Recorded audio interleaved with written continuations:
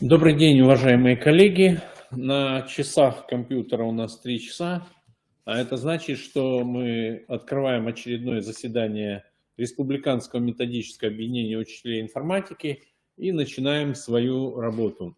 Коллеги, в чате можно поставить 2 плюсика, если меня слышно и видна презентация. В данном случае сейчас ссылка на анкету, которую проводит Академия Минпросвещения, и вы в процессе, так сказать, сегодняшнего мероприятия можете параллельно заполнить эту анкету. Чуть выше можно QR-код отсканировать, не знаю, с экрана отсканируется или нет, но чуть выше в чате я сделал ссылочку на эту анкету, поэтому можно ее использовать. Так, у нас зарегистрировано 17 участников, а плюсиков я увидел, ну, где-то 10, наверное, раз, два. Поэтому, коллеги, остальные тоже не стесняйтесь, присоединяйтесь к тому, что или вас не слышно. Также в начале чата вы можете увидеть инструкцию, если у вас что-то вдруг пойдет не так. То есть, что вы должны будете сделать, обновить браузер, там, предположим, выйти и зайти по новой. Если пропадет видео или будет не видна презентация, сегодня у нас предполагается включение записи, поэтому вот когда мы включаем записи, в ProofMe может произойти некоторые сбои. При входе в вебинарную комнату вы видели сегодняшнюю программу, и мы сейчас ее начнем реализовывать, эту программу. Еще несколько таких организационных моментов. В программе есть у нас третий вопрос, ну там третий или четвертый он будет, это знакомство с информационно-коммуникационной платформой Сферум. И я вам предложил зарегистрироваться на сайте. Письмо отправлял тем, кто у нас входит в состав Республиканского методического объединения. Отправлял, значит, сегодня днем письмо, предлагал зарегистрироваться на этой платформе, ну, чтобы посмотреть ее. И в конце вебинара мы ее рассмотрим и даже попробуем перейти в ней в видеоконференцию. Попробуем видеоконференцию. Платформа внедряется на территории Российской Федерации во всех образовательных организациях. В 15 регионах, где идет апробация цифровой образовательной среды, согласно приказу Минпроса, она в обязательном порядке и до 2024 года будет внедрена во всех образовательных организациях Республики Коми. Поэтому пока есть возможность познакомиться, и те образовательные организации, которые еще не подключились к платформе этой, ну, могут постепенно это делать. Еще такой моментик. Если вы сейчас зайдете в участники, вы можете увидеть, что некоторые участники у нас из других городов. Санкт-Петербург. Что тут еще было? Санкт-Петербург, Петрозаводск, Великий Новгород и так далее. Значит, система, если вы зашли не через свой аккаунт ProofMe, то есть надо сделать аккаунт ProofMe, зарегистрироваться на сайте ProofMe, вы там ввести правильно свой населенный пункт и заходить в вебинары через этот аккаунт. То есть сначала заходим в аккаунт, потом включаем ссылку на вебинар. Ну или наоборот, можно войти в соседнем окне можно войти в аккаунт, а потом уже заходить в вебинар. Удобство в чем? Вебинары сохраняются в вашей вебинарной комнате, и в том числе и запись вебинара сохраняется в вашей вебинарной комнате. То есть вы когда зайдете в вебинарную комнату, там будет такое меню записи вебинаров. Вот этот вебинар, в частности, тоже сохранится в вебинарной комнате, хотя запись мы тоже сохраним, и она будет по той же ссылке в видеозале на сайте Крiro. Ну, вот такие организационные вопросы. Если есть вопросы, можно задать тоже в чате. Если у кого-то есть камера и микрофон, вы напишите в чате, что вы хотите задать вопрос. Я вас включу вам вашу камеру, вы тоже можете задать вопрос. Итак, мы начинаем реализацию сегодняшнего нашего вебинара. И первый вопрос – это итоги оценочных процедур как основание для совершенствования профессиональных компетенций педагога. Значит, сначала мы разберем с вами сейчас и оценочные процедуры ОГЭ и ЕГЭ, а потом еще посмотрим, какие могут быть еще оценочные процедуры в настоящий момент, ну вот в современном обществе. И сейчас я представляю слово Олегу Леонидовичу Дуркину, по вопросу ОГЭ. Сначала ОГЭ давайте разберем. Что нас ждет в 2022 году, какие итоги этого года. И, Олег Леонидович, ждем вас. Можете подключаться. Так, я вас вижу и по ходу слышу. Нет? Еще разик. Так, меня видно, слышно? Так, видно и слышно, да. Можете включать свою презентацию, она в следующем окошке. Видно ее вам, да? Ага, отлично. Все. Так, коллеги, можете тоже плюсик поставить, если слышно вам. Так, меня слышно, видно? Да, я, например, я слышу. Так, добрый день, коллеги, еще раз. Так получилось, что у нас ОГЭ каждый год демо-вариант выпускает, но, к сожалению, в новом формате ни разу ОГЭ по информатике не получилось провести. Поэтому вроде бы изменения отсутствуют по сравнению с прошлым годом, но вроде бы как бы процедура ОГЭ не проводилась и изменения есть. Давайте пройдемся по демо-варианту и посмотрим, что поменялось по сравнению с последней процедурой проведения ОГЭ. Сразу забегу вперед, что статистики никакой за прошлый год нет. Помните, что в прошлом году мы с вами писали типа ОГЭ, но называлась это контрольная работа. Так как эта контрольная работа ни на что не влияла, то и статистики по этой работе нет. Кстати, если смотреть по своему образовательному учреждению и по другим образовательным учреждениям, у кого я спрашивал, то в целом написали хуже. Это связано с тем, что оценка за эту контрольную работу практически ни на что не влияла. Следовательно, учащиеся отнеслись к этому более халатно.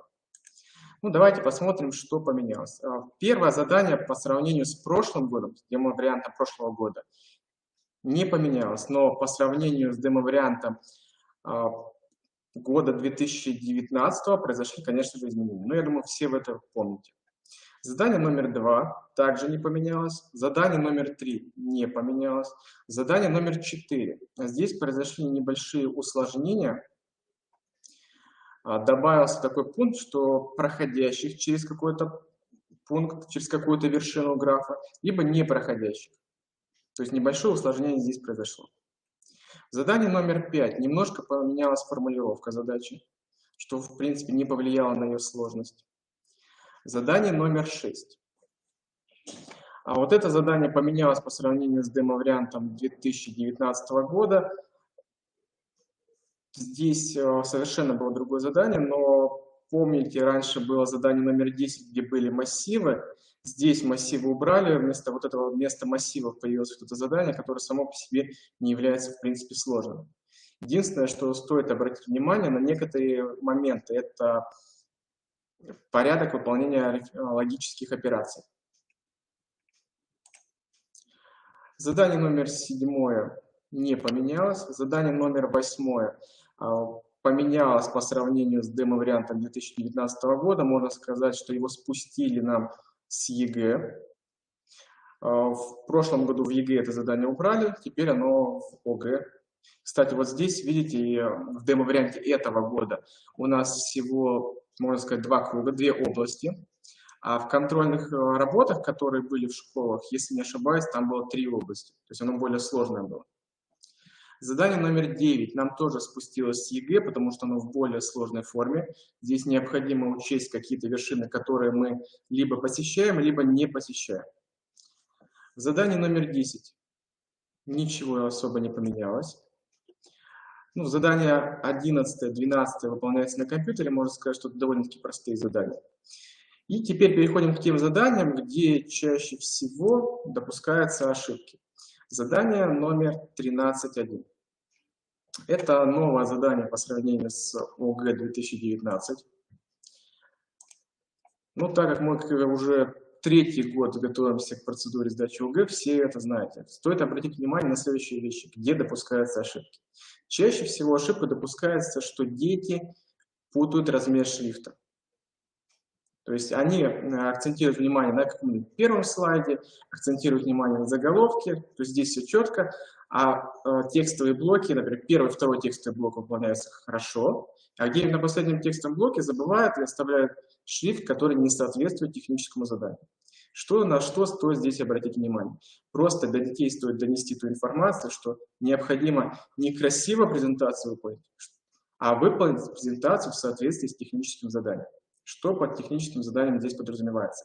Это макет слайда, то есть он должен быть идентичным, и размер шрифтов. Также не допускается изменение пропорций графических изображений и накладывание одного блока на другой.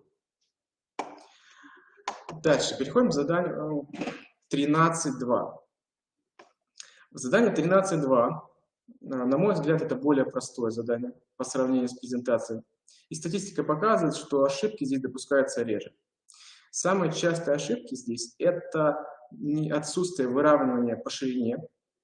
То есть ребенок в автомате набирает текст, все делает, но забывает про пункт, он очень довольно-таки часто встречается в техническом задании, это выравнивание по ширине. Также довольно-таки частая ошибка – это отступ не табуляцией, а пробелами. За это сразу снимается балл. В задании 14 по сравнению с 2019 годом ничего особо не поменялось. Единственное, что добавился третий пункт – построить диаграмму. Здесь типичных ошибок как таковых нет. Либо ребенок знает, как строится, либо не знает. Таких ошибок по невнимательности здесь довольно-таки мало. Дальше. Две задачки, которые на программирование. Одна задачка на программирование – это 15.1. Программирование в среде исполнителя, чаще всего это среда Кумир. Как правило, дети со школ выбирают именно задачку 15.1. Это связано с тем, что программирование обычно у детей идет не очень, а баллы потерять не хочется. Но, к сожалению, примерно 50% приступивших к этому заданию не выполняют его правильно. Ошибка номер 1. Дети выполняют задание четко для той обстановки, которая дана в задании. То есть они пишут программу, которая решает частный случай задачи. Если прочитать задание внимательно, мы должны решить задачу в общем. Дети решают в частном случае. Наверное, это ошибка наша с вами, потому что при подготовке нам необходимо это объяснить. Что мы должны решить задачу в общем случае. Ошибка номер 2. Это программа не останавливается. То есть вы помните, что у нас там есть некие ограничения, есть стенки у исполнителя. А в задании этих стенок нет, и дети пишут программу, например, остановить выполнение, когда будет слева или справа стена. И робот останавливается тогда, когда упрется в эту стенку. Но по условию задачи этих стенок не существует. Следовательно, задача аннулируется. Так, и последнее, на что стоит обратить внимание здесь, это задача со ступеньками. Как правило, статистика показывает, что примерно только 5% учащихся выполняют задание правильно, где в задании необходимо пройти по ступенькам. На мой взгляд, это довольно-таки сложная задача, и на ней стоит акцентировать свое внимание при подготовке к сдаче ОГЭ. Следующая задачка – это задача на программирование 15.2.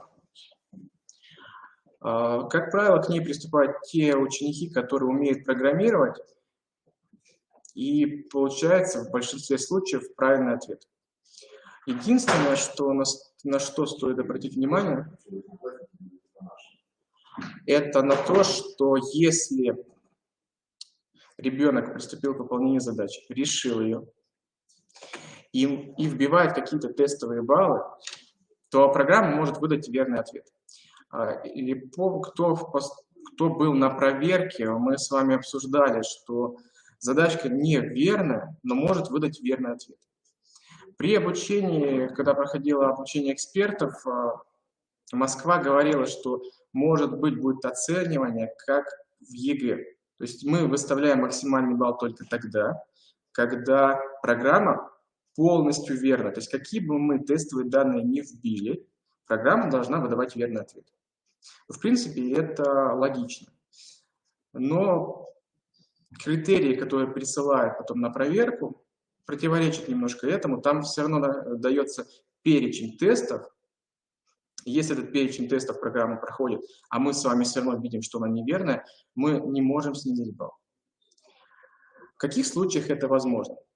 Например, нам необходимо посчитать количество нечетных чисел в программе. Программа запускается, ребенок вместо того, чтобы находить количество нечетных чисел, перепутал и находит сумму нечетных чисел. Но если входные данные содержат все единицы, то программа выдает все равно верный ответ. Мы с вами видим, что она не рабочая, но ничего сделать с этим не можем, потому что тесты говорят, что программа выдала верный ответ. Следовательно, мы должны поставить балл за это. В целом, можно сказать, что процедура ОГЭ упростилась, заданий стало меньше, задания стали проще. Убрался такой блок, как массивы, что, на мой взгляд, не совсем правильно, потому что вроде как включено в обязательный модуль эта тема. Так, у меня все. Ну, хотел бы я с вами, конечно, еще поделиться статистикой, но, к сожалению, за последние 2 года статистики нет. И довольно-таки часто еще такой вопрос задается, будет ли ОГЭ в этом году по необязательным предметам. Ну, официальная точка зрения, что будет. А вот будет ли на самом деле, пока нам неизвестно. Ждем распоряжения Министерства просвещения. Так, если есть ко мне вопросы, спрашивайте, пожалуйста, отвечу. Коллеги, есть ли вопросы к Олегу Леонидовичу?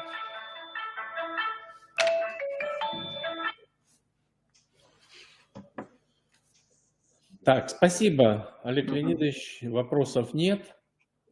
Все понятно, пишут в чате. Поэтому мы сейчас двинемся, перейдем к следующему нашему спикеру. Но прежде чем к нему перейти, я хочу спросить, все ли участники зарегистрированы как члены Республиканского методобъединения на сайте «Открытое образование Республики Коми». Сейчас я покажу этот сайт, и поставьте плюсики, кто зарегистрирован. Ну вот кто сегодня письмо, если получил от меня днем, то зарегистрированы, а остальным, значит, это уже ближе к 4-му вопросу, но я сейчас вам покажу, включу демонстрацию экрана и покажу, где находится у нас это. Итак, сайт komiedu.ru. Надеюсь, вам его видно в области слайдов. Мы заходим педагогам, республиканские методические объединения. И вот здесь все методические объединения по всем предметам перечислены, в том числе есть информатика. Обращайте внимание на... Мы часто выкладываем здесь, ну, не наши новости, а, предположим, там вебинары от Бинома сюда выкладываем. То есть смотрите. И вот здесь есть синенькая кнопочка «Регистрация в РМО». То есть вы можете зарегистрироваться на любое РМО. В любое РМО, но в частности нас интересует РМО учителей информатики. Поэтому выбираете здесь РМО учителей информатики, и вы становитесь членом Республиканского методического объединения. Ну, это вот так для сведения и для тех, кто еще у нас не зарегистрировался в Республиканское методическое объединение, можно регистрироваться. И мы переходим к следующему вопросу. У нас еще результаты ЕГЭ. Александр Максимович Дюрягин с этим вопросом у нас выступает. Александр Максимович, можно подключаться. Так, отлично. Так, добрый день, коллеги. Так, к сожалению, почему-то камера Ну, Отключается. слышно, да, Да, по слышно, крайней мере, вас слышно. слышно, И, да, вас слышно, все нормально, да, главное, чтобы было видно презентацию. Во-первых, презентация видна. да, во-первых, хотелось бы сказать, что часть коллег я уже видел, и мы с вами встречались на семинарах от кафедры точных наук КРИРО. Собственно, эти результаты были уже предоставлены. Приятно видеть, что здесь есть новые люди. И хотелось бы сегодня как раз ознакомить вас с результатами ЕГЭ того года. Ну, собственно, я думаю, вы все знаете, что у нас первый раз, наконец-то, то, к чему мы долго шли, свершилось. У нас первый раз все было в электронном виде, за компьютерами, что, соответственно, ну, наверное, повлияло достаточно существенно на некоторые результаты. Но здесь нужно отметить, что когда вначале ребята радовались, что наконец-то компьютеры, потом, когда увидели задание, там, Статградов, особенно первого в том году, немножко приуныли, но в целом потом пошло все неплохо. И, собственно, основные результаты я как раз вам сейчас предоставлю и немножко поясню. Опять же, чтобы совсем долго не рассказывать, я постараюсь кратенько. Если будут вопросы, то задавайте в чате, я постараюсь на них ответить. Собственно, основные показатели остались примерно такими же, как и были в прошлые годы. Можно, собственно, наблюдать незначительный рост в процентном соотношении от общего числа участников. Но опять же, нельзя сказать, что это прям сильно много стало участников, плюс-минус по сравнению с предыдущими годами, на самом деле. По количеству девушек и молодых людей тоже не сильно изменилось. Традиционно у нас молодые люди выбирают информатику как один из обязательных предметов для поступления на определенные специальности в вузы. Как мы видим, ничего не поменялось в этом плане. И самое интересное, это, конечно же, статистика по самим заданиям. Таблица, которая представлена, как видите, здесь есть общий средний балл и есть разделение на группы тех, кто не набрал проходной балл, те, кто до 60, соответственно, от 61 до 80 и от 81 до 100. Опять же, общий вывод можно сделать следующий, что несмотря на форму проведения экзамена, мало что поменялось на самом деле. Понятно, что внутри экзамена произошли изменения, изменились задания, изменился их порядок, внесены были изменения, опять же, с учетом использования компьютера, но в целом можно вывод сделать примерно следующий. Те темы, которые требуют изучения каких-то абсолютно базовых вещей, они достаточно неплохо решаются, и средний балл достаточно неплохой. Те темы, которые недалеко ушли от базовых, но требуют каких-то чуть-чуть более детальных моментов, они решаются хуже. И вот как раз очень сильно показано это в группе тех, кто не преодолел минимальный балл. То есть те темы, которые являются совсем уж базовыми, они решаются даже этой группой неплохо. А те темы, которые требуют чуть-чуть хотя бы каких-то дополнительных моментов, там есть даже чуть ли не нулевые результаты. Вот. Соответственно, что касается результатов, я немножко прокомментирую. Как мы видим, первая часть экзамена – это, естественно, базовые задания, уровень сложности. Первое задание – сопоставление, по сути, таблицы и графа решается достаточно хорошо. Как мы видим, средний балл высокий, даже среди тех, кто не прошел, не преодолел минимальный балл, 43%. Умение строить таблицы истинности тоже, как мы видим, в среднем достаточно неплохой показатель. Здесь надо отметить, что второе задание по спецификации не требует выполнения задания на компьютере, но появилась возможность использовать различные среды, тот же Excel, среду программирования любую, то есть не обязательно руками строить. Да? И тут как раз вот проблема с точки зрения анализа результатов. Мы, конечно, с коллегами регулярно обсуждаем эти моменты. Поэтому, если, опять же, есть что сказать по этому поводу, можете тоже как-то либо подтвердить, либо опровергнуть некоторые мои мысли. Но второе задание, опять же, я сужу по своим ученикам и по ученикам, с которыми я общаюсь, по коллегам. Второе задание, естественно, стали чаще делать на компьютере, стали в Excel его делать, стали программировать.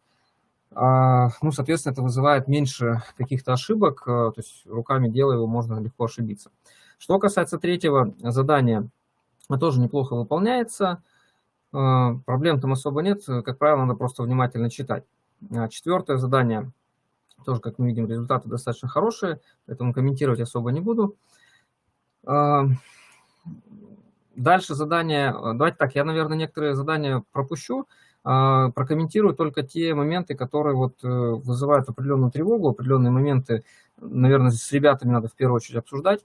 7-е задание. 7-е задание само по себе достаточно легкое, нацелено на умение определять объем памяти. Понятно, что здесь разные задания бывают на кодирование информации там, текстовой, на кодирование информации графической, звуковой и так далее.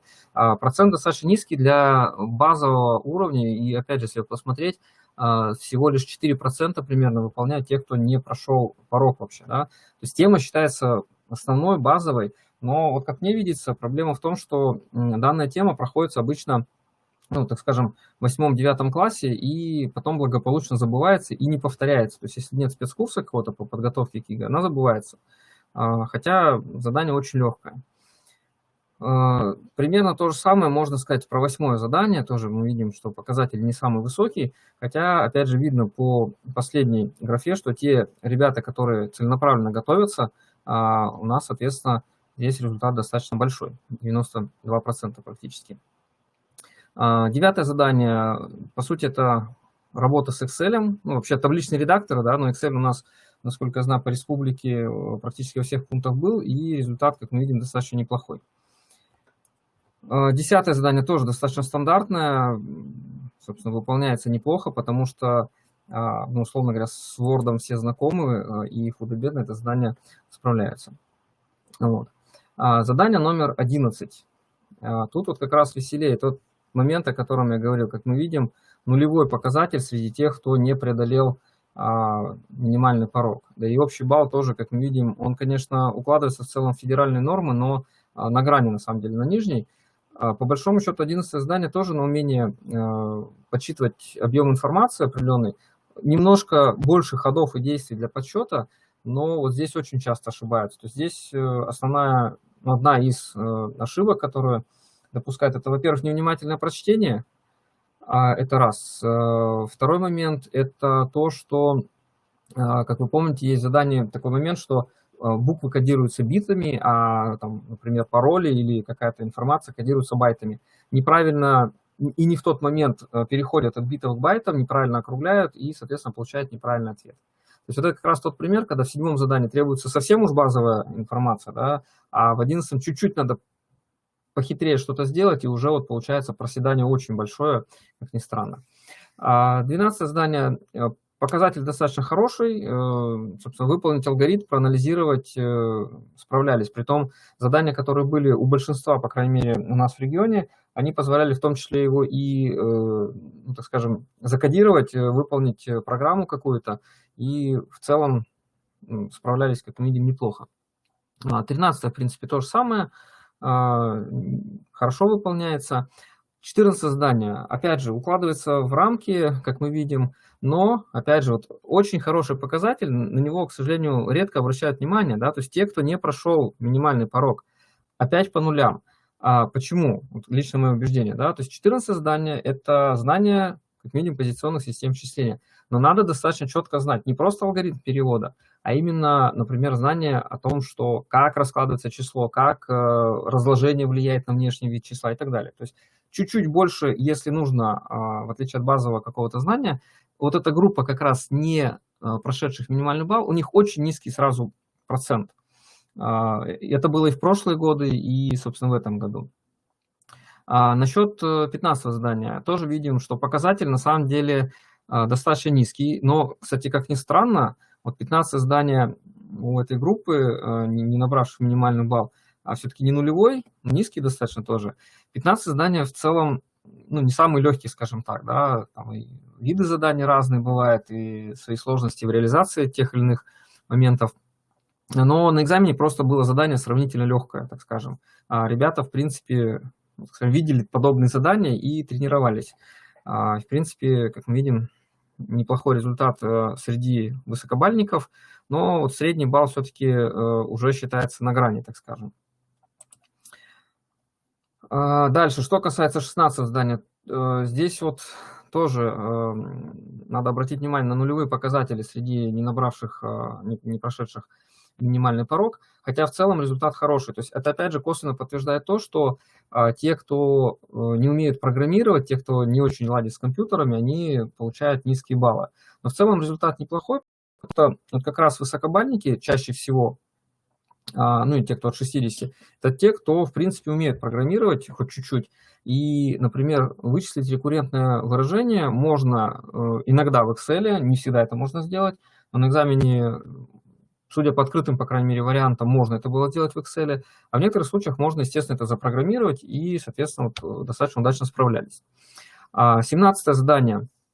Умение составлять программу. Ну, примерно та же логика и та же суть, да, то есть вот те, кто не набрал достаточно низкий процент, в среднем плюс-минус такой же процент, и высокобальники, те, кто умеет программировать, естественно, пишут сравнительно несложную программу, как минимум 10-15 строк, это несложная задача.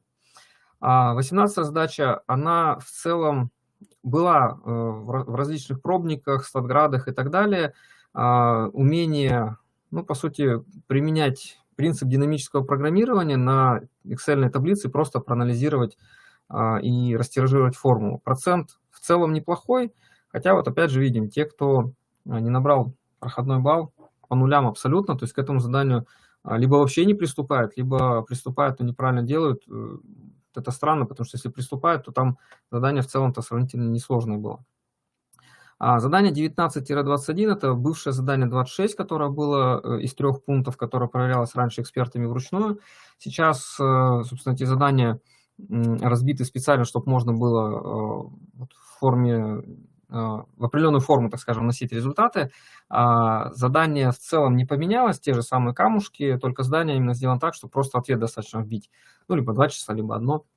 И здесь все достаточно логично, кроме одного момента. То есть если смотреть по показателям, естественно, от задания к заданию оно усложняется. То есть у нас ход передается от одного к другому участнику и так далее. И расписать и правильно решить задание, естественно, все сложнее и сложнее. То есть его можно по-прежнему, как и раньше на предыдущих версиях экзамена, делать вручную для себя, там какое-то дерево чертить, анализировать, неравенство составлять, систему неравенств и так далее. Можно, понятно, делать его и в Excel, достаточно неплохо составлять табличку. Опять же, понятно, что таблица будет наращиваться от задания к заданию. Можно запрограммировать, можно, например, рекурсивный алгоритм реализовать. Что немножко странно, с коллегами тоже обсуждали, если есть какие-то мысли по этому поводу, можете сказать, как так может получиться. Вот процент среди тех, кто порог не преодолел. 19 задание, оно практически устно, там одно неравенство буквально можно составить, 2 в крайнем случае, да, и вот то, что процент высокий, это нормально. Почему на 21 процент выше, чем на 20, не совсем понятно. Во-первых, все-таки это задание, которое одно из другого вытекает. Во-вторых, 21 действительно существенно сложнее, потому что там Ваня может выиграть либо первым, либо вторым ходом и составить там неравенство, систему неравенств сложнее гораздо. Вот для меня, честно говоря, небольшая загадка. Понятно, что это небольшая разница, всего лишь 2%, но почему сделали 21 лучше, чем 20, вот именно эта группа, мне абсолютно непонятно. Если есть какие-то мысли, можете поделиться либо в чате, либо потом высказаться по этому поводу. Дальше, соответственно, задание 22. Опять же, результаты достаточно хорошие, как мы видим. Но, опять же, мне видится здесь такой момент, что, в принципе, это задание можно было вообще не анализировать практически. Можно было, по сути, скопировать, немножко обрамить все это дело в цикл и проверять, что у нас на выходе происходит. То есть тут особо думать даже не надо, но если ученик умеет обращаться хорошо с компьютером, умеет программировать и понимать, что происходит. То есть немножко изменив программу, можно было, по сути, ничего не делать. Хотя задание, по идее, опять же, не рассчитано на компьютерное выполнение, можно вполне себе реализовать это все руками, аналитически. Вот. Соответственно, неплохо выполняется. 23 задание. Умение анализировать исполнение алгоритма. Здесь такой момент, что нужно просто... один из вариантов решения – это построить таблицу. Динамический такой тоже пересчет. Ну и, как мы видим, неплохо выполняют. И опять же, не совсем понятна вот эта нулевая абсолютно статистика по людям, которые не преодолели порог. Как ни странно, потому что задание достаточно стандартное, оно было и в старых версиях экзамена, и на статградах, и так далее, и так далее. Вот. Ну и вторая часть. Понятно, что она традиционно выполняется хуже, чем основная часть, потому что уровень сложности определенный. И проценты здесь вполне себе стандартные, закономерные. То есть те, кто не преодолел, к этой части, как правило, вообще не приступают, по нулям все мы видим. Даже среди тех, кто меньше 60, здесь проценты практически нулевые. Вот, и процент худо-бедно такой нормальный появляется только у тех, кто высокобальники у нас. Да? То есть 24-е задание сравнительно новое, умение анализировать файл с текстовой информацией, либо одна строка, либо много строк. Процент, кстати, достаточно низкий, как мне видится, две причины. То есть, во-первых, с файлами не всегда корректно работают, но, опять же, я могу судить только по, скажем, отзывам коллег и работе с конкретными учащимися, да, вот после обсуждения и разбора их ошибок. То есть некорректно, не совсем правильно обрабатывают файл, некорректно считывают оттуда информацию. Это раз. И второй момент, в принципе, не совсем корректно используют функции строк, скажем так, да, и вообще работа со строками вызывает определенные трудности, ну, достаточно давно, собственно, эти проблемы были. Напомню, кстати, исторический такой момент. В свое время авторы заданий, представители ФИПИ на собраниях, на там, семинарах разных и так далее, говорили такую мысль, что задания, 27-е, которые раньше были, да, когда нужно было строку разобрать, вычленить там фамилию, имя, отчество, балл и так далее, специально убирали такую формулировку, чтобы были именно только числовые данные, потому что, как они говорили, питонисты имеют большое преимущество, потому что в питоне есть там разбор, ну, разбирать строку гораздо проще в том же питоне, да. И опять это задание вернулось, и некоторые проблемы именно с использованием разбора строк вот возникли, да. Как мы видим, всего 10% это на самом деле достаточно низкий результат даже для 24-го задания. 25-е задание, ну, собственно, задание тоже написать программу, она, естественно, сложнее, чем в первой части, но процент тоже, как мы видим, не самый высокий. 26-е задание. Процент тоже мы видим не сильно большой, но здесь есть такая особенность. Опять же, я, к сожалению, не могу статистически разъяснить, кто как решал, но здесь два способа решения. Один – это, ну, естественно, запрограммировать, другой, в принципе, в Excel сделать. И самое интересное, что большинство тех, с кем я общался, примерно такую мысль высказали, что в Excel проще это делать, потому что нагляднее. То есть, придумывая алгоритм, вы можете что-то не учесть, и вы получите некий результат. Может он правильный, может неправильный, но можно, конечно, его как-то там частично проанализировать. Но вот в Excel просто, когда мы там сортируем, вот, очевидная подсказка, да, с использованием сортировки. Отсортируем, начинаем там что-то выбирать, уже видны какие-то моменты. Поэтому здесь не совсем понятно, кто как делал и почему ошибались. То есть те, кто программировал, пытался программировать, очень часто не учитывали какие-то моменты. Ну, например, там были задачи, когда у нас на корабль нужно погрузить какие-то грузы, там максимально возможное количество грузов и так далее. Например, можно было не учесть, что какой-то груз можно убрать обратно и поставить другой груз. Вот в программе очень часто это сложно учесть и, собственно, не учитывали. Ну и последняя задача, 27-я, она традиционно выполняется достаточно слабенько, даже среди высокобальников. В этом году задача была, ну, собственно, такая интересная, на использование частичных сумм, ну, один из вариантов. Понятно, что это не совсем тривиальная тема, скажем так, поэтому даже среди высокобальников 20% всего лишь выполнения. Вот. Ну и традиционно 27-я задача в принципе сложная, потому что ее нужно, как и раньше, написать рациональное решение, потому что файл А можно, конечно, решить нерациональной переборной ситуацией вполне себе, а вот файл Б, если делать переборно, то, ну, как некоторые говорят, конечно, можно запустить в начале экзамена и ждать, и надеяться, что за почти 4 часа решится, но маловероятно. То есть тесты, которые подбираются, обычно все-таки такие, что независимо на каком языке вы пишете, все равно за 4 часа, скорее всего, не зайдет. Хотя, ну, не знаю, тут сложно судить. Были тесты такие, что есть вероятность, что не зайдет, потому что мы еще не знаем, на какой мы технике, условно говоря, пишем. Да? В пункте проведения, мягко говоря, ноутбук может там послабее быть, чем домашний компьютер. Вот. Это что касается основной статистики. И немножко по поводу рекомендаций. Это, собственно, рекомендации, которые с отчета, с годового. Полный отчет можно посмотреть, я думаю, он уже есть на сайте РИЦОКа.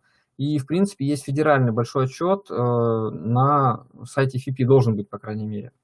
Вот, рекомендации, они в целом тоже сохранены с предыдущих лет. потому что хоть экзамен поменялся, но ошибки и рекомендации к подготовке, собственно, остались примерно следующие.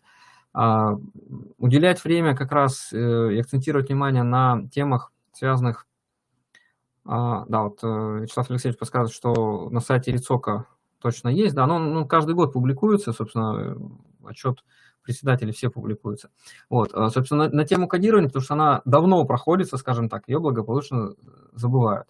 Дальше моделирование, компьютерный эксперимент. Ну, тут меньше проблем, как мы видели, но все равно они встречаются. Система исчисления, все, что касается... Ну, быстрые переводы сейчас не совсем актуальны, потому что там, с двоичной, восьмеричной, 16-ричной обратно, потому что на экзамене формально у нас есть калькулятор, есть среда программирования, это не проблема. Но вот именно то, как связаны полное разложение числа с внешним видом числа, с разрядами, где какие циферки стоят и так далее, вот на это надо внимание уделять, потому что на этом часто попадаются, и, как мы видели, результаты очень плохие. Что касается логики, элементов теории алгоритмов, там, да, тут понятно, все, что связано с алгоритмами и с программированием в целом, вызывает определенные трудности, и тут надо, ну, как бы, мы с учителями, когда встречаемся, я думаю, вы согласитесь, что у большинства основная проблема в том, что на это просто времени не хватает. Понятно, что у нас есть профильные учебные заведения, где часов достаточно много, есть непрофильные классы, где часов вообще мало, и дети иногда не выбирают вообще информатику. Понятно, что о программировании тут сложно говорить, но если все-таки есть возможность, конечно, на программирование надо уделять достаточно много времени, на стандартные алгоритмы, здесь, собственно, они перечислены, потому что это помимо возможности решить основные задачи, которые прямо на программирование, можно за счет программирования решить и достаточно широкий круг других задач. Да? Например, ту же вторую построение таблицы естественно можно запрограммировать. Можно, конечно, в Excel делать, но можно запрограммировать. Поэтому если учащийся неплохо освоил вот именно этот навык, то это достаточно, на самом деле, неплохо. И он может многие вещи программировать, и вообще неплохо было. Да? Вот. На что еще нужно обратить внимание? Полезные достаточно вещи. Да? Ну, во-первых, это из года в год, собственно, в отчетах присутствует, но, видимо, не сильно это помогает. Избежать все-таки, стараться избегать натаскивания. Понятно, что натаскивание и нарешивание очень близки друг к другу, да, но бывают случаи, когда учащихся именно прям натаскивают. Не обязательно это происходит прямо в школе, да, бывает у нас сейчас очень много всяких там, не знаю, как назвать, центров учебных и так далее, где просто прорешивают достаточно одинаковые задания, скажем так, да, и как только на экзамене встречается чуть-чуть другая формулировка, задание сразу проседает. У нас один год прям было очень видно, что задание чуть-чуть поменяли, смысл вообще не поменялся, пару слов поменялось, и задача просела очень сильно. Ну и контрольно-измерительные материалы как раз, да, что использовать. Понятно, что у нас есть несколько официальных источников, это сайт ФИПИ, но там конкретных заданий не так много, скажем так. Достаточно давно анонсирована была база знаний, но, к сожалению, все-таки качество, ну, нельзя сказать, что прям на высоте. Там не так много заданий, притом хороших. Статграды, если есть возможность в учебном заведении заказывать статграды, конечно, это очень полезно, это очень хорошо. И нужно отметить, что обычно первые статграды, первые и последние, так скажем, статграды, они в том году были, например, очень прям хорошие, веселые, даже сложные, я бы сказал. В этом году первый статград не такой сложный, но тоже интересный, там есть над чем подумать, особенно вторая часть, 27-я та же задачка. Опять же, есть у нас, ну, так скажем, ну, полуофициальные, что ли, источники, да, то есть они, тот же сайт Полякова, я думаю, многие пользуетесь этим сайтом, смотрите какие-то материалы. Официально Поляков не относится ни к ФИПИ, ни к другим подобным структурам, хотя, наверное, он каким-то образом сотрудничает с ними. Да? Вот те задания, которые у него появляются, там тоже есть очень интересные разборы и задания, и много, на самом деле, других источников. Сейчас в интернете есть неплохие сайт, например, Comp.EG, где много разных вариантов, сложных достаточно, что для тренировки немаловажно, нестандартных абсолютно. Вот, таким образом. Ну и на этом у меня, наверное, все с точки зрения именно доклада. Пока я жду от вас вопросов, если они есть. Я бы хотел немножко такую как бы, ну, что ли, рекламу сделать, да, то есть, как я уже сказал, мы проводим достаточно часто, раз в 2 недели, кафедрой точных наук КРИРО семинары на разные темы, и, соответственно, мы регулярно рассылаем с Ильей Ивановичем Баженовым информацию о том, когда семинары, на какую тему, но, к сожалению, мы выяснили, что не до всех информация доходит, ввиду того, что вы, наверное, ну, так скажем, не зарегистрированы где бы то ни было, и мы не можем получить информацию, что вы там есть, нет и куда отсылать, да. Поэтому у меня просьба большая к вам. Если у вас есть возможность и желание, самое главное, получать информацию о семинарах, участвовать в них, как слушатели, так и докладчики, можете отписаться мне на почту с указанием того, чтобы вас включили в рассылку.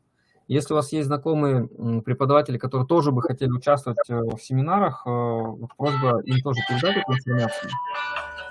И на следующей неделе, уже вот в ближайший вторник, у нас будет семинар. Насколько я помню, тема примерно звучит так: примеры геймификации уроков информатики. То есть там будут рассмотрены вариации, как сделать небольшой квест, особенно для младших классов, очень интересно, и так далее.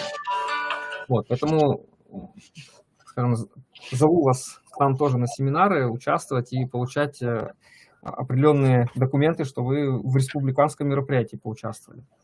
Вот. Если есть вопросы, я готов на них ответить. Если нет, тогда у меня все на этом. Спасибо, Александр Максимович, за содержательный, интересный доклад. Значит, коллеги, это возвращаемся вот опять к тому же, если кто-то не зарегистрирован на РМО, на сайте komeedu.ru, то в Республиканское методическое объединение учителей информатики, то вы и не получаете информацию. Поэтому я призываю вас зайти на этот сайт, то, что я и говорил как раз перед выступлением Александра Максимовича.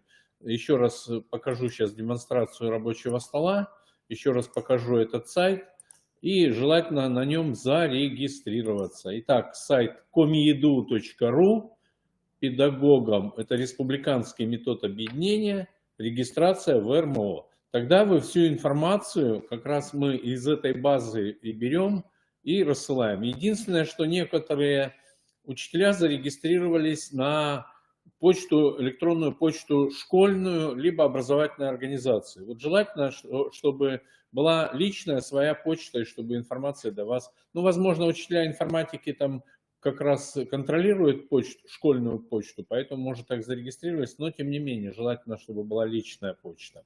И я сейчас еще раз покажу, где находится постоянно действующий семинар для учителей информатики, о котором говорил Александр Максимович. Можно посмотреть предыдущие встречи там, и участвовать вот в предстоящем семинаре, который будет во вторник. Это у нас сайт edu.rkomi.ru, единая система электронного обучения. Немножко далековато он спрятан, но мы постараемся, наверное, его вытащить. Вообще, это работу нашего центра, который у нас сейчас организовался в КРИРО. Это Центр непрерывного повышения педагогического мастерства педагогов. Итак, мы заходим сейчас в повышение квалификации, и здесь вот как раз внизу мероприятие Центра непрерывного повышения педагогического мастерства педагогов, а сегодня мы о нем еще поговорим. Кафедра точных наук, семинары, тут же будут и курсы повышения квалификации для учителей информатики, когда они будут. И вот здесь методический семинар учителей информатики. Я думаю, что там настроена самозапись. Я сейчас просто под своей учеткой не увидел, каким образом можно попасть на этот семинар, но думаю, что самозапись, Александр Максимович меня поправит, если нет. Да, запись там, естественно, ведется. Нет, попасть на семинар, на сам семинар достаточно просто. Рассылка, которая ведется, там ссылочка, можно зайти даже под гостем и, в принципе, участвовать живьем, либо посмотреть, автоматически выкладывается запись. То есть вот те заседания, которые уже есть, если зайти в любое заседание, там есть и, соответственно, краткая, так скажем, характеристика, о чем будет вестись речь или велась речь, видеозапись, если семинар уже прошел, и обязательно будет приложена презентация или презентации, которые есть. Вот, поэтому я поэтому говорю, что надо зарегистрироваться, чтобы рассылка вам приходила, потому что, к сожалению, мы вот выяснили, что даже когда информация до школы доходит, она, к сожалению, не доходит до преподавателей. Это вот как раз и немножко грустно. А так, материал весь, конечно, есть, но хотелось бы именно живого общения в том плане, что Да, иногда онлайн, полезно обсудить. онлайн участие, да? Да, иногда полезно обсудить. Вот, кстати, один из семинаров, который у нас был, когда, ну, последний вот из, очень было интересно пообщаться, интересные мысли были, там, и какие-то и ошибки поправили, и обсудили, как лучше, как чего. То есть, на самом деле, полезно именно онлайн быть, хотя, если не получается, запись тоже, в принципе, всегда есть. Ну вот сейчас я зашел на один из семинаров, здесь как раз запись есть и материалы можно посмотреть. То есть напоминаю, что на сайт Единой системы электронного обучения наверняка все там зарегистрированы, потому что проходили курсы, открытые курсы, то есть по медпомощи, по противодействию терроризму. Поэтому, ну, кто еще не зарегистрирован, то можно зайти на этот сайт с учеткой от ГИСЭО, в личном кабинете добавить адрес электронной почты, информацию, в какой образовательной организации вы работаете, и вы попадаете на этот сайт. Ну, если нет там самозаписи, то можно как бы к нам обратиться, тут есть телефоны, адреса техподдержки, мы вас запишем на этот семинар. Коллеги, у меня еще такой вопрос. Вот у кого были трудности с тем, что мы перешли на вариант проведения ЕГЭ с помощью компьютерной техники? Были ли какие-то трудности? То есть вот, поделитесь опытом в чате, либо поднимите руку, и я вам дам слово. То есть или все-таки как бы особых это трудностей не вызвало? Значит, вверху в меню у нас есть рука сейчас, можно поднять руку. Вот я сейчас ее поднял. Нет, это я с другой учетки могу поднять ее, нажать. И тогда в чате появляется сообщение, что я поднял руку, и мы видим, что один человек поднял руку. Я вам дам слово. Так, если вопросов нет, спасибо, Александр Максимович. Надеемся, что все сегодняшние участники будут во вторник у вас на семинаре, вот, поучаствуют, и вы пообсуждаете там наболевшие важные вопросы. Мы двигаемся дальше, и следующее у нас выступление, это Исаева Наталья Николаевна, завкафедрой социально-гуманитарного образования. К сожалению, она в командировке, и мы сейчас с вами просто посмотрим запись этого мероприятия. Так, не забываем про опрос. Вот анкета опроса. Сейчас я продублирую еще раз ссылочку, она вверху чата есть. По ходу вебинара вы можете, по ходу нашего сегодняшнего заседания можете сразу заполнить анкету эту и порекомендовать заполнить в своей образовательной организации всем учителям. Всем учителям. Вы видите, анкета до 26 ноября, времени осталось мало. Так, хорошо, смотрим, куда у меня делась запись. Ага. Все материалы сегодняшнего мероприятия я открою в конце доступ, и вы сможете их скачать.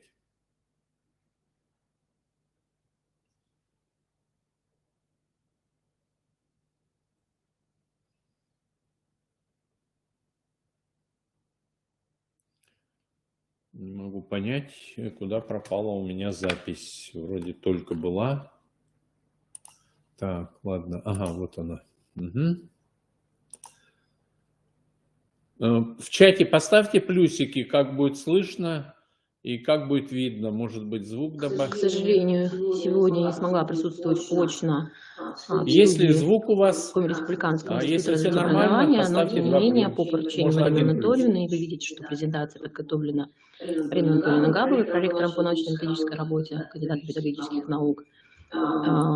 Соответственно, по ее поручению я освещу сегодня 2 очень серьезных направления. Фактически мы говорим о... Первое – это итоги оценочных процедур как основание для совершенствования профессиональной компетенции педагога. И второе направление – это, собственно, функциональная грамотность. Позволю приступить к первому. Какие-то слайды, на каких-то слайдах я буду останавливаться чуть более подробно, какие-то я позволю себе пролистать, потому что презентации в формате PDF вам будут доступны после завершения РМО. Итак, коллеги, все мы прекрасно знаем с вами, что фактически в современном мире у нас с вами есть система оценивания, которая включает в себя ряд уровней. Это на уровне образовательной организации, республиканский уровень и федеральный уровень. Мы говорим о том, что есть их можно развести на две такие большие группы. Это оценочные процедуры для обучающихся, такие как международные исследования, TIMSS, PISA, PIRLS. И если мы говорим про общефедеральный уровень, то это ЕГЭ, ОГЭ, ВПР, НИКО, ну и, конечно, как я уже говорила, наш с вами внутренний контроль. И оценочные процедуры для наших педагогических работников – это международные исследования ТАЛИС, ну и диагностика профессиональных компетенций, российские исследования, которые проводятся у нас с вами на протяжении, мы принимаем в них участие уже второй год. И вот данные оценочные процедуры, комплекс оценочных процедур позволяет нам выявить профессиональные дефициты. В свою очередь, профессиональные дефициты позволяют нам с вами уйти от оценки к управлению качеством образования. По факту мы говорим о том, что единая федеральная система научно-методического сопровождения педагогических работников на сегодняшний день сформирована на уровне Российской Федерации. И фактически, действительно, у нас есть концепция создания единой федеральной системы научно-методического сопровождения педагогических работников. И федеральным координатором данной системы у нас выступает Академия Министерства просвещения Российской Федерации.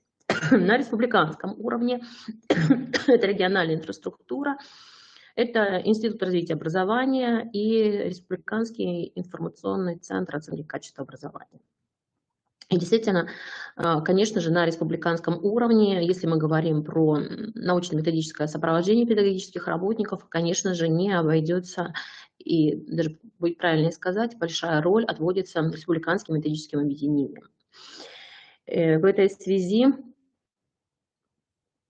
вы видите о том, что в себя включает данная система. Она прекрасно всем известна, поэтому не буду на ней останавливаться, но обращу лишь наше внимание на то, что буквально вот вчера нам об этом говорили на Всероссийском конгрессе, о том, что, коллеги, оценка качества и изменение системы преподавания невозможно без участия в стажировочных площадках, без отработки тех приобретенных компетенций на практике. Поэтому стажировочные площадки здесь хотелось бы выделить отдельно. В этой связи на уровне республики вы помните, что в рамках форума государства образования мы открывали Центр непрерывного повышения профессионального мастерства педагогических работников. По факту наш центр занимается разными направлениями деятельности, но цель центра – это профессиональное и персонифицированное сопровождение педагогов. То есть мы говорим здесь об индивидуальных образовательных маршрутах. Вы видите, на слайде представлена, собственно, структура, каким образом мы выходим на индивидуальные образовательные маршруты, на индивидуальное сопровождение каждого педагога. Начинается все с диагностики и оценки профессиональных дефицитов учителей. Я напоминаю, что мы в этом проекте уже второй год с вами. Далее идет идентификация, осознание учителями профессиональных дефицитов. Ну и далее уже наши кафедры совместно с тьюторами ищут и реализуют оптимальные способы ликвидации тех профессиональных дефицитов и преодоления затруднений. И через это мы с вами выходим на оказание персонифицированной помощи учителям, те самые индивидуальные образовательные маршруты. Остановлюсь лишь на том, что в настоящий момент такие образовательные маршруты уже разработаны. Они у нас выстраиваются в настоящий момент учебный год в зависимости от тех дефицитов, которые выявлены у педагога. Вы видите характеристики системы методического сопровождения педагогов Республики Коми на основе индивидуальных образовательных маршрутов. У нас уже создан личный кабинет педагога. Более подробно я на этом останавливаться не буду, потому что мы неоднократно уже представляли вам индивидуальные образовательные маршруты. Здесь представлены, например, физики. Такие образовательные маршруты сейчас разработаны по всем предметам школьной программы. Далее, наше с вами дерево, оно узнаваемое, оно знаемо уже на протяжении нескольких лет. Действительно, объединяющее в себе и образовательные потребности, профессиональные дефициты и нивелирование как раз-таки профессиональных дефицитов через открытые курсы, через семинары и вебинары, через методические объединения, профессиональные конкурсы и, конечно же, курсы повышения профессиональной квалификации.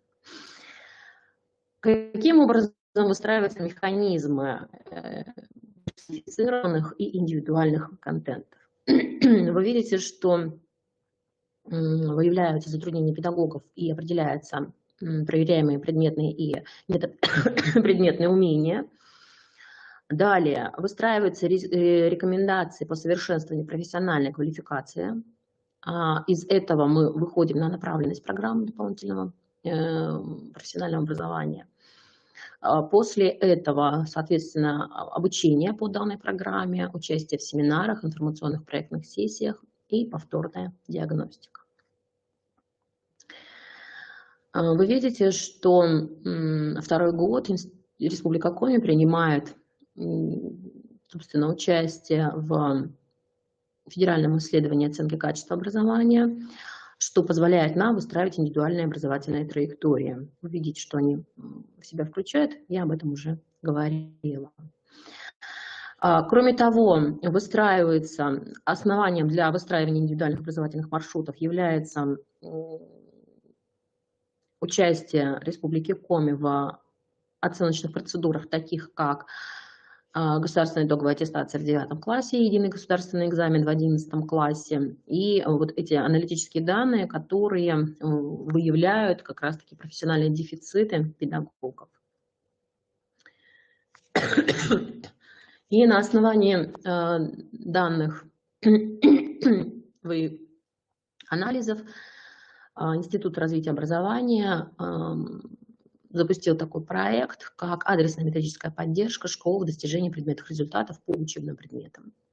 Фактически вы видите, что целью данного проекта это устранение профессиональных дефицитов учителей школ с низкими результатами прохождения контрольно-оценочных процедур, совершенствование профессионально-педагогических компетенций для всех педагогических работников общеобразовательных организаций.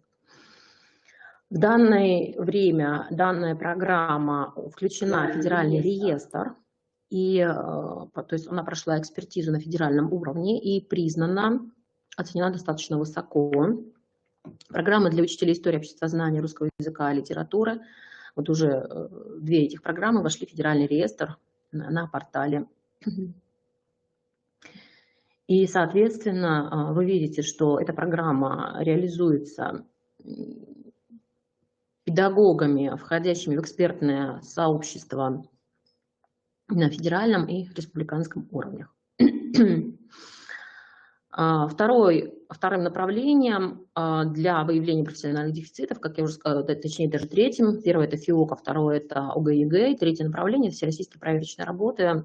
Здесь мы говорим про те дефициты, которые на протяжении 3 лет выявляет Институт развития образования, и на основании выявленных профессиональных дефицитов выстраивается индивидуальное сопровождение педагогического сообщества. Здесь мы говорим и про такой проект, как мобильный методист, и, собственно, педагогический десант и так далее. Кроме того, в 2020 году Республика Коми принимала участие в региональной оценке по модели ПИЗа. В исследовании приняло участие 75 образовательных организаций Республики Коми. Вы видите, что совершенно разные факторы, связанные с образовательной деятельностью, анализировались в ходе данного исследования. И хочу лишь сказать, что Республика Коми у нас занимает положение, вы видите, по всем показателям, а там у нас проверялась читательская, математическая и, естественно, научная грамотность. Наши показатели ниже российских, и, соответственно, наши с вами задачи, причем математическая грамотность у нас с вами достаточно, ну, скажем, баллы более высокие, чем по читательской и, естественно, научной, но, тем не менее, хочу обратить ваше внимание, что в любом случае ниже России, вы посмотрите, на каком мы месте, не буду комментировать. Также хочу обратить ваше внимание, что, посмотрите, у нас очень маленький процент обучающихся достигли 5-6 уровня. А я напоминаю, что исследование ПИЗа предполагает 6-уровневую систему оценивания. Действительно, 1-2 уровень – это пороговые уровни, прошу прощения, где мы говорим, что обучающиеся, наши с вами обучающиеся, могут решить какие-то мелкие бытовые проблемы, могут решить какие-то незначительные, применить свои полученные знания в ходе обучения для решения незначительных вопросов. При этом, посмотрите, у нас с вами по ряду грамотности, по всем 3 видам грамотности, читательской, естественно, научно-математической, в районе 20% обучающихся не достигли даже 2-го уровня. 6-й уровень говорит нам о том, что у нас с вами сформировался такой обучающийся, у которого развито критическое мышление, который может активно участвовать в профессиональных и дискуссиях и четко формулировать свою позицию. Кроме того, он применяет все полученные знания для решения широкого круга задач. Далее, здесь не буду останавливаться более подробно, вы все прекрасно знаете, что такое, какие виды грамотности у нас с вами включаются. Но и вы видите, что есть ряд факторов, которые связаны с образовательными результатами. Это ресурсы образовательной организации, это практики школьного управления, и это, конечно же, контингент обучающихся и педагогические практики. Причем хочу обратить ваше внимание, что вот в исследовании ПИЗа, региональном исследовании, да, ПИЗа, принимали участие, как я уже говорила, 75 образовательных организаций. Среди них были и резилиентные школы, и их результаты были самыми высокими. Далее, посмотрите, мы говорим, данные исследования как по общероссийской выборке, так и по Республике Коми показали значения, которые различают результаты оценки по модели ПИЗа и в связи с квалификацией педагогов образовательных организаций. Вы видите, что высокая доля педагогов высшей категории, собственно, там результаты повыше. Посмотрите,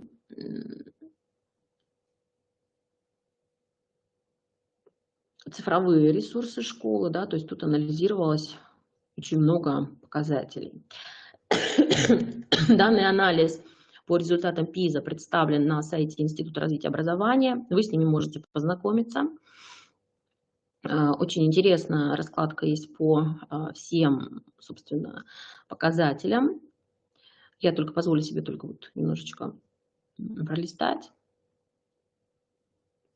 Рассматривалась и профессиональная ориентация, открытость сотрудничества с окружающимися. И вы видите, что радует, что самый большой процент, когда мы говорим про направление сотрудничества образовательных организаций с другими образовательными организациями, это совместные методические мероприятия. 96%. Общероссийская выборка и 90% это на уровне Республики Коми. Опять-таки же, посмотрите, если мы говорим про показатели, где обучающиеся демонстрируют более высокие результаты всех видов грамотности, у педагогов грамотно выстроена работа с родителями. Далее, позволю себе действительно анализ очень и очень подробный. Позволю, так как ограничено время, позволю лишь перевести, уже вернуться к последнему слайду, это рекомендации. И посмотрите, здесь они представлены, позволю себе зачитать. Достижение высоких результатов образования невозможно без непрерывного профессионального развития педагогов. И в этой связи Институт развития образования проводит серию различных мероприятий, в участие в которых мы вас приглашаем, причем проводится вместе с вами, коллеги. Представители РМО, эксперты РМО активно принимают участие в данных мероприятиях, являются организаторами, и это нам всегда очень импонирует. Далее, мотивация школьников к обучению, дисциплина на уроке, взаимоотношения в школе могут регулироваться практиками применения школьной команды. О чем мы говорим, коллеги? Мы с вами ориентированы на работу именно школьной команды, потому что невозможно одного и того же ребенка сопровождать по-разному, либо же, ну как, есть хорошая поговорка, один в поле не воин, коллеги, поэтому решить проблему выстраивания качественной системы сопровождения обучающихся мы можем с вами только командой. Ну и, собственно, образовательные организации, практикующие открытость взаимодействия с окружающей средой, устанавливающие партнерские отношения с организациями, находящимися по соседству, активно вовлекающие родителей в жизнь школы, добиваются более высоких результатов. Коллеги, это если очень кратко осветить проблему применения результатов оценочных процедур для выстраивания образовательной траектории и для научно-методического сопровождения педагогического сообщества на уровне Республики Коми. И, коллеги, позволю теперь себе перейти ко второй презентации. Это региональная система сопровождения формирования функциональной грамотности обучающихся, 8-9 класс. Также занимается этим направлением Марина Анатольевна Габова. Она является у нас региональным координатором данного направления, поэтому аналогично данная презентация представлена Мариной Анатольевной. Коллеги, все вы прекрасно знаете, что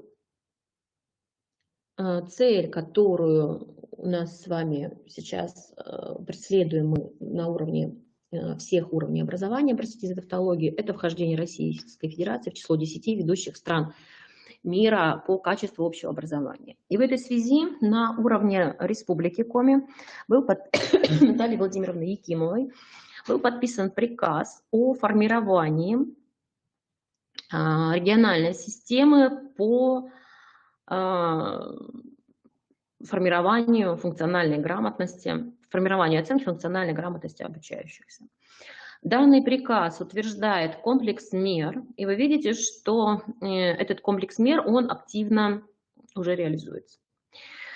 О чем это говорит? Это говорит о том, что у нас создается 4 уровня. Федеральный оператор – это Институт стратегии развития образования Российской академии образования. На республиканском уровне это Министерство образования, науки и молодежной политики Республики Коми.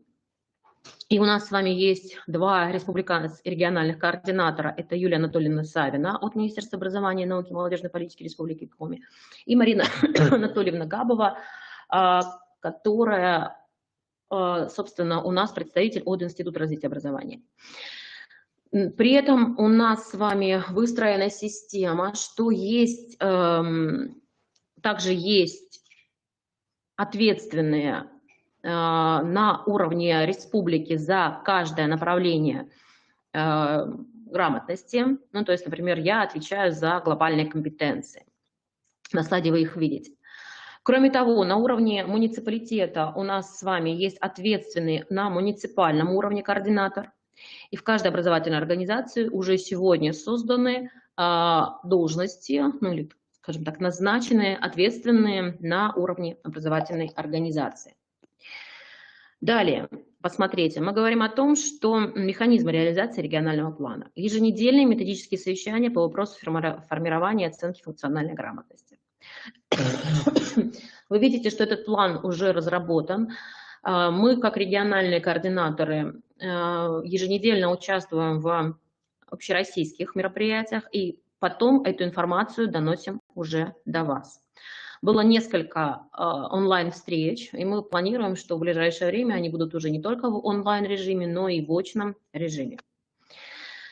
Далее, создан информационно-методический портал «Функциональная грамотность», на котором представлены все основные нормативно-правовые акты, представлены полезные ссылки и так далее. Коллеги, на заглавной страничке Института развития образования в правом слайдере вы можете увидеть, на слайде представлен. Ну, либо зайти по QR-коду. Далее, коллеги, мы говорим о том, что в 2022 году обучающиеся в 8-9 классах у нас с вами примут участие в исследовании ПИЗа. Поэтому, согласно плану мероприятия, как я уже говорила, подписанной Натальей Владимировной Якимовой, мы сейчас активно сопровождаем всех педагогов, работающих с обучающимися 8-9 классов. И в этой связи у нас открыт онлайн-курс, который посвящен функциональной грамотности, и планируется проведение курса повышения квалификации для всех педагогов, подчеркну, работающих в 8-9 классах. Кроме того, коллеги, приглашаю, даже рекомендую использовать банк заданий, который размещен на нескольких порталах. Первый – это Институт стратегии развития образования. Здесь представлено, каким образом они презентуются на сайте. Кроме того, мы говорим, что все необходимые, в том числе все необходимые информации, в том числе и банк заданий, представлен на новом портале, созданном Институтом стратегии развития образования, портал «Единое содержание общего образования» etso.ru.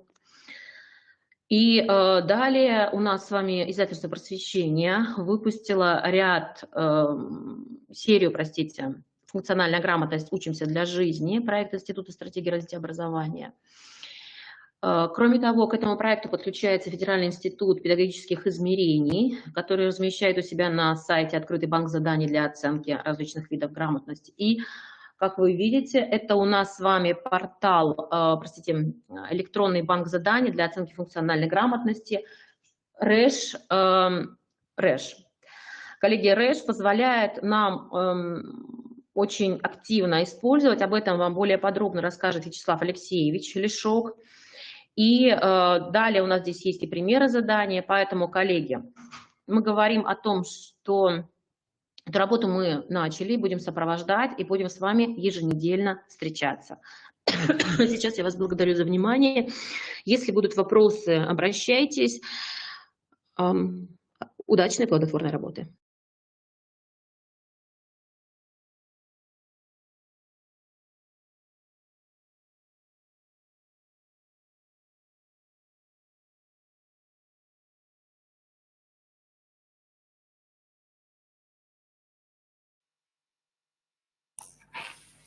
Коллеги, если что-то у кого-то не получилось просмотреть, ну, завтра мы выложим запись этого мероприятия. Ну и в конце концов выступление Натальи Николаевны я скинул ссылочку в чате, можно посмотреть будет дома, запись есть на YouTube. Ну и сегодняшний вебинар мы тоже запишем, завтра выложим в видеозале на сайте КРИРО. Я открыл уже доступ к скачиванию материалов. Открылось справа еще одно окошко, где вы можете нажать кнопку «Скачать» и его можете скачать. Так, поднимала руку у нас Екатерина Озерова. Ну вот попробую дать ей слово. Екатерина, я предоставил вам возможность выступить или прокомментировать выступление.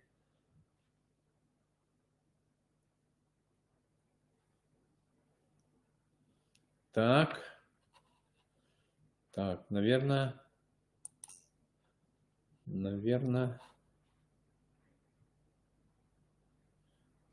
Екатерина, у вас должно появиться сообщение, что вам предоставлено Нечаянно. Ну, понятно. Хорошо, ладно. Тогда двигаемся дальше, коллеги. Все ли скачали? Могу ли я закрыть окно справа? Ну, или в крайнем случае вы можете нажать двунаправленную стрелочку в правом верхнем углу экрана, там, где презентация, и распахнуть презентацию на весь экран. Каким же образом мы будем взаимодействовать? Вот какие могут быть механизмы взаимодействия республиканского методического объединения и методического объединения муниципальных методических объединений? Ну, во-первых, создание методических объединений регламентируется у нас законом об образовании, что мы можем создавать эти методические объединения, и они могут быть школьного уровня, могут быть муниципального уровня, и могут быть уровня республиканского, вот как раз наше методическое объединение республиканского уровня. Значит, в 2021 году, вот в 2020 году уже было 22 республиканских методических объединения, а в 2021 году уже их было 25. То есть практически по всем предметам такие методические объединения созданы, республиканские методические объединения, и работают. Ну и то, что я уже говорил, попасть в любое, зарегистрироваться в любое методическое объединение вы можете на сайте Коми.edu, кнопочка регистрация на РМО. Значит, 3 года назад мы проводили методическое объединение. Мы проводили методическое объединение совместно с методическим объединением, городским методическим объединением города Сыктывкара. То есть мы можем продолжить эту практику. В прошлом году мы тоже планировали и обговаривали вопрос уже с Ухтой, но, к сожалению, там по разным причинам у нас это или в прошлом, или в позапрошлом году. Время так летит, что я уже, возможно, как бы потерялся в нем.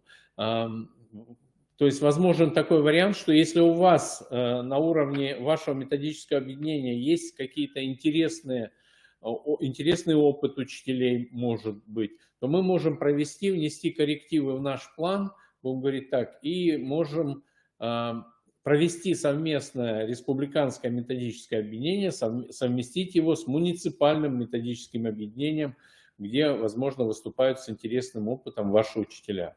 Так что предложение отправляйте мне на почту, либо у нас курирует, так сказать, в институте работу методических объединений Волкова Анжелика Васильевна, либо ей, либо мне можете отправлять ваши предложения. Коллеги, есть сейчас представители муниципальных республиканских методических объединений? Если есть, поставьте плюсик в чате. И, может быть, кто-то уже Воркута, может мы на январь запланируем совместное методическое объединение Воркута или вот Усинск, Анна Вадимовна. Тогда отпишитесь, и мы можем провести такой. Наверное, вот опыт Воркуты был бы интересен все-таки республике, что у нас там делает учителя информатики в Воркуте. Поэтому плюсики ставить не надо, давайте подумаем и проведем совместное мероприятие. Коллеги, теперь я хотел поговорить, вот еще один вопрос у нас и будем заканчивать, это знакомство с информационно-коммуникационной платформой Сферум. Я сейчас включу демонстрацию экрана и познакомлю все-таки вас с этой системой. Несколько человек, 3 человека буквально зарегистрировались сейчас в этой системе. Итак, sferum.ru. Мы уже создали здесь образовательную организацию КРИРО.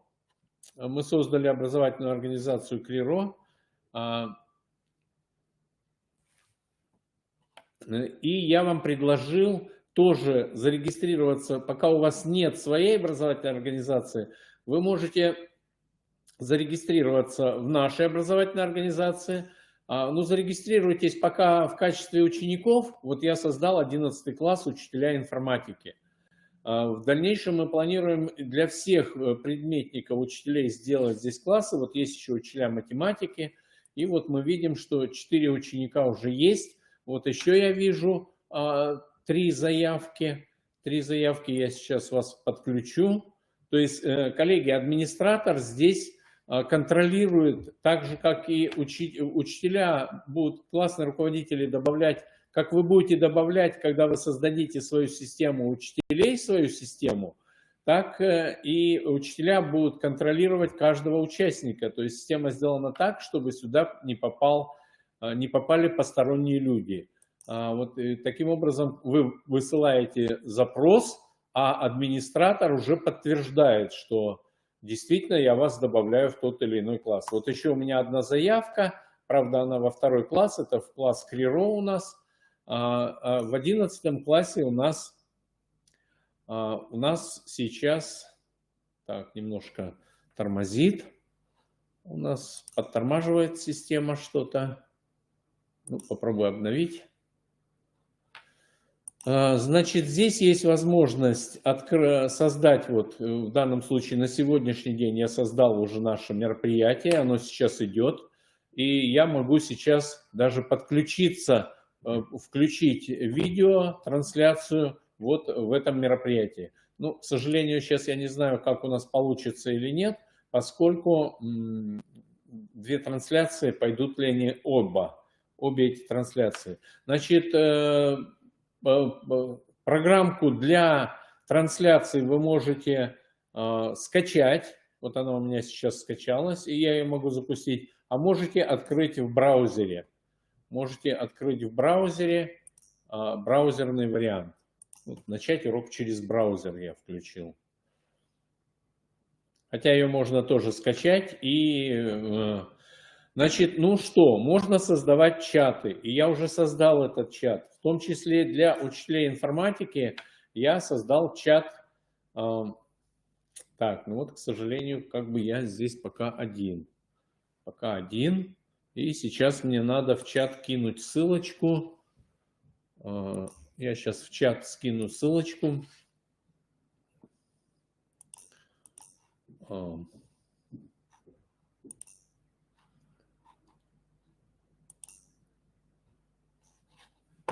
На нашу запись. Так, не хочет. Так, ну давайте вернемся.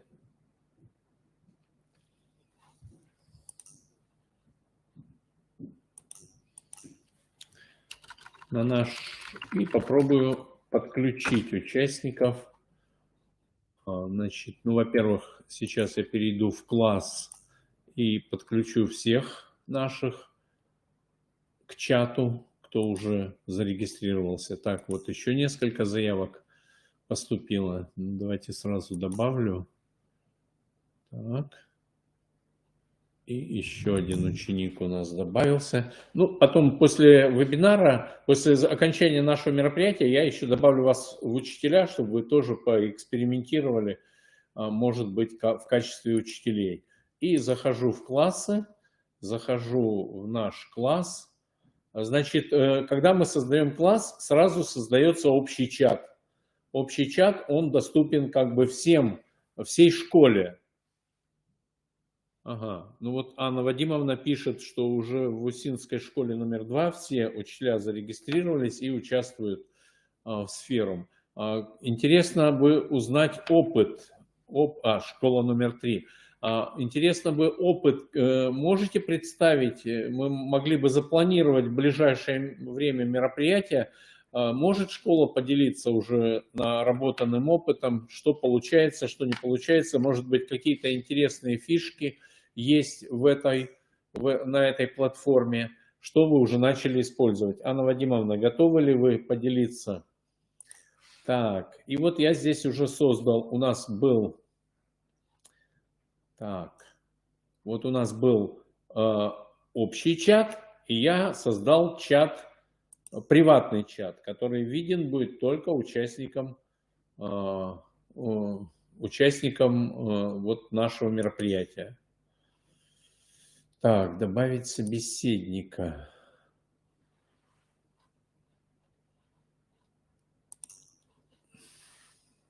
Пока в нашем чате только 4 участника. Только 4 участника. Но, в принципе, можно пока в общей беседе в общую беседу добавляются все. Ну и вот нас уже приветствуют некоторые участники нашего класса. То есть, в принципе, система... А потом я добавлю еще вас в приватный чат, тогда этот сейчас общий чат, он виден всем. Общая беседа, да? А у нас еще есть приватный чат, то есть будут видны только учащиеся и учителя 11 класса, учителя информатики. Значит, ну и учителя информатики, РМО, начать звонок. По идее, почему-то... новый звонок. Развернуть. Тоже как бы только... Так, вот здесь может быть. Только пока пробуем.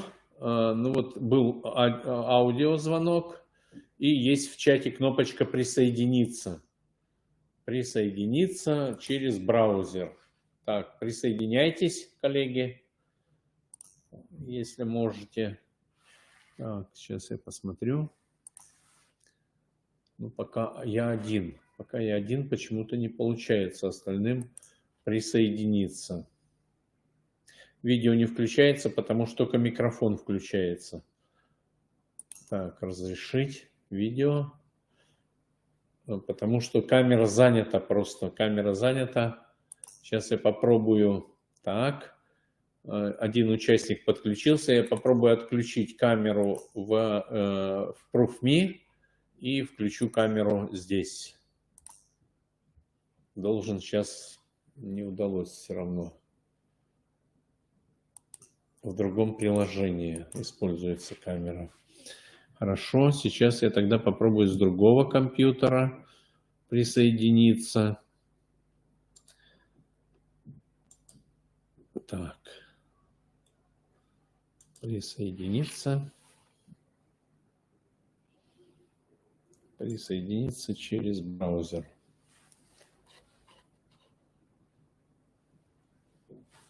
Присоединиться к звонку. То есть можно организовывать видеовстречи, видеоконференции и уроки для учащихся. Здесь мы, когда создаем мероприятие, есть возможность создать урок. Так, наверное, потому что я с двух компьютеров выхожу под одной и той же учеткой, не дает он присоединиться. Поэтому, ну, пока вот так. Так, ссылочку сюда в чат скинуть, да? Ну, давайте попробуем ссылочку в чат скинуть на встречу. Да, можно присоединиться и незарегистрированным пользователям. И сейчас я попробую ее скинуть сюда.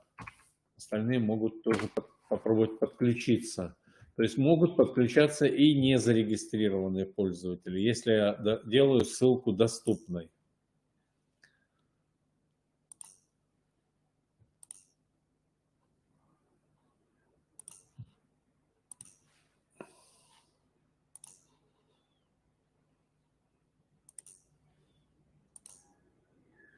Так, были 2 человека, почему-то остался я один. Ага. Ну вот начали подключаться и включили даже микрофоны. То есть есть возможность у нас здесь тоже поговорить. Коллеги, еще желающие могут подключиться? Да. Вот нас 3 человека. Да, ну не пойму, почему у других не получается. Я уже ссылочку в чат скинул, в чат ProofMe. По идее, должны подключиться. Можно через первым общаться вместо... Знаете, у меня сейчас пока не получается что? Не получается, если я заранее планирую мероприятие и скидываю ссылку участникам, ну вот на завтра, например, я сейчас создам мероприятие и скину вам ссылку, то завтра по этой ссылке вы заходите и вы не попадаете почему-то на это мероприятие. То есть если мероприятие я вот создаю сейчас и кидаю ссылку в чат, то все заходят. Ну или как сейчас вот кинул в чат ProofMe. Вот такая проблема. Вы не сталкивались с такой проблемой? То есть если мы заранее планируем мероприятие, вот оно почему-то таким образом получается. Коллеги, ну что, на сегодня мы будем заканчивать тогда. Платформа Sferum, я уже говорил, значит, заходите на сайт, и вы должны зарегистрировать свою образовательную организацию. Там сразу на главной странице есть инструкция. И, значит, должен быть издан приказ по учреждению о назначении ответственного лица. Копию этого приказа вы направляете в техподдержку Сферума, и вас добавляют. После этого администратор добавляет классы, добавляет учителей. Так, еще кто-то у нас подключился. Да, Аркадий подключился, Воркута подключилась. Добавляете учителей. После этого классные руководители могут, ну, ссылочку даете на класс, и после этого, или так вот, как я вам написал, что вы заходите в GoDPO КРИРО в 11 класс учителя информатики и добавляетесь классы. Администратор фиксирует это все, как вот сейчас я фиксировал. Вот у меня даже в двух этих открыто, в двух вкладочках. Ладно, здесь я тогда, наверное, сейчас закрою. В двух вкладочках уже как бы есть участники у нас. Почему-то в разных вкладочках разные участники, по-моему. Ну ладно. Может быть, еще кто-то подключился. Сейчас я зайду еще в одну вкладку и попробую посмотреть, есть ли заявки. Так, GoDPO КРИРО. Нет, заявок больше нет. То есть вы на главной странице скачиваете там инструкцию, действуете по инструкции, добавляете свою организацию. После этого добавляете классы, добавляете учителей в классы, классных руководителей, а уже учителя могут добавлять. То есть, возможно, это платформа именно для коммуникаций, да, для коммуникаций. И, в частности, для создания уроков. То есть, вот вы в классе можете создать уже какое-то мероприятие. Или, я вот сейчас выйду на главную, смотрите, сейчас здесь у нас есть создать событие. Я могу создать либо другое какое-то событие, как у нас я сейчас создал, либо создать урок. Предмет, добавить участников в этот урок, когда этот урок состоится. То есть сейчас вам нет необходимости думать, где там на Zoom провести, а как бы устройство практически такое же, как и Zoom. Есть чат, тоже у данного мероприятия есть чат, и многие уже, наверное, в чате. Есть возможность демонстрации рабочего стола, то есть, в принципе, платформа похожая, чисто похожая на Zoom, на webinar.ru, вот на эти платформы, и вы можете их бесплатно использовать для проведения своих мероприятий в своей школе. По крайней мере, вот на этом уровне. В настоящее время в обязательном порядке платформу используют в 15 регионах, которые попали в приказ Минпроса по апробации цифровой образовательной среды. То есть там уже это используется. Для остальных пока носит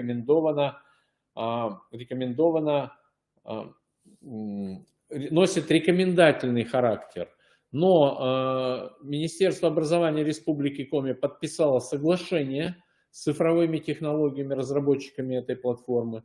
И мы, в принципе, тоже можем участвовать, подключаться. Причем, наверное, вы получили все приказ министра, то на 1 декабря мы уже должны будем отправить отчет о том, какие школы подключились. Хоть и носит рекомендательный характер, но, тем не менее, все равно это стоит на контроле в министерстве, и мы будем делать отчет о том, какие школы подключились и сколько человек уже подключилось и учащихся, и учителей в каждой школе.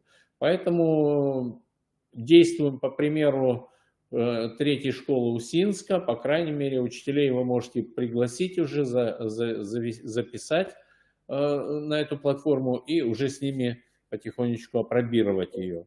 Регистрация по телефону, ну и регистрация идет через ВК Connect.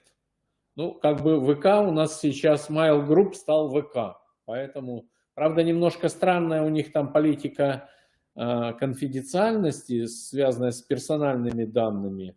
Но я думаю, значит, это все в конце концов уладится, и там, в том числе и с персональными данными, тоже все будет нормально. Потихонечку можем использовать эту платформу и участвовать уже в ней. Так. Вот я сейчас я взяла Алексея аккаунта от своего, этого, который в школе у меня. Ага. РМО учителей меформатики. Хорошо, спасибо. Я не знаю сейчас, смогу ли я исправить это название, но я понял. Угу. Спасибо за замечание. Ну что, коллеги, на этом мы сегодня заканчиваем с вами. В том числе будем и осваивать и платформу Sferum. Всем спасибо за участие. Значит, если есть у вас желание поделиться своим опытом, пишите мне, я вас включу в ближайшее, в декабрьское, предположим, заседание РМО. Если вам надо там для портфолио выступление ваше, то пишите мне, тему формулируйте, и мы предоставим слово, чтобы вы могли поделиться своим опытом. Ну и также муниципальные или школьные методические объединения могут тоже представить свой опыт на платформе, на площадке Республиканского методобъединения. Всем удачного вечера, здоровья самое главное, до новых встреч, всего доброго.